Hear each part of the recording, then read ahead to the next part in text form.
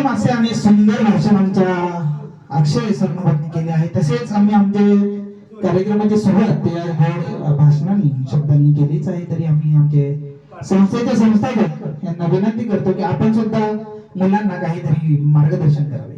निवासी विद्यालय मुक्काम पोस्ट माळ तालुका मुरबाड जिल्हा ठाणे याची मी संस्थापिका आणि अध्यक्ष प्रतिभा कृष्ण इरक शेट्टी. सर्वप्रथम शिवाजी महाराजांना माझा मानाचा मुजरा. आज शिवाजी महाराजांचा जन्मदिवस आहे आणि आज त्या जिजाऊने घडवले म्हणून शिवबा घडले, त्यामुळे त्या माता जिजाऊलाही माझा मानाचा मुजरा. आज मुलांनो, मी तुम्हाला एक गोष्ट सांगणार आहे.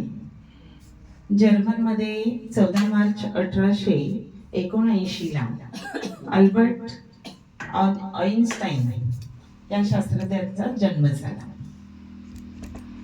हा मुलगा शाळेत जात होता.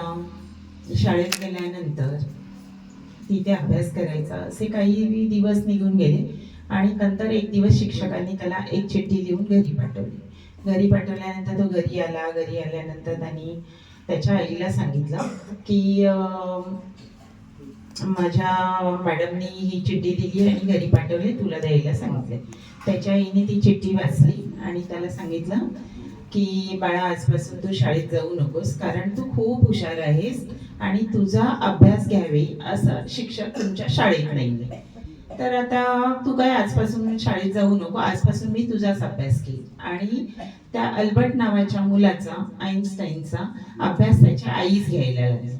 मग आईने काय केलं, त्याचा अभ्यास घेतला, त्याला मोठा केला आणि तो खूप चांगला एक शास्त्रज्ञ घडला, मोठा व्यक्ती घडला.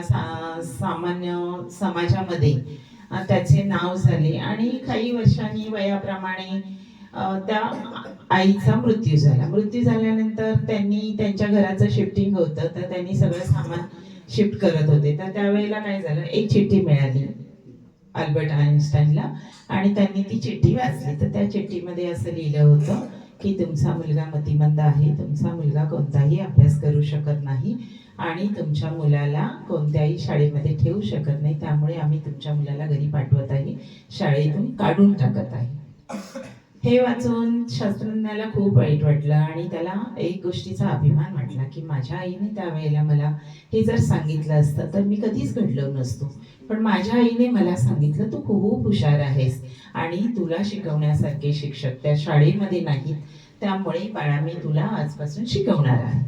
आणि तो मुलगा घडला, एवढा मोठा शास्त्रज्ञ झाला, आज जगामध्ये नाव आहे. आणि आपणही काय केलं पाहिजे, जरी परमेश्वराने थोडी बुद्धी कमी दिली असेल तरी तुमच्या मुलांना मला असं सांगणं आहे की तुम्हाला जे आवडतं, कुणाला ड्रॉइंग आवडतं, कुणाला भाषण करायला आवडतं, कुणाला गाणी म्हणायला आवडतात, कुणाला चित्र काढायला आवडतं, कुणाला क्रिकेट खेळायला आवडतं, कुणाला डान्स करायला आवडतो, तर बाळांनो तुम्ही देखील तुमच्या आवडीप्रमाणे सर्व जे आवडतं त्याच्यामध्ये खूप छान प्रगती करा. आज आपण शिवजयंतीच्या निमित्ताने हा तुम्हाला मी सर्वांना एक सल्ला दिलेला आहे आणि याप्रमाणे तुम्ही पुढे वागाल अशी मी अपेक्षा करते आणि मी माझे 2 शब्द संपवते. धन्यवाद.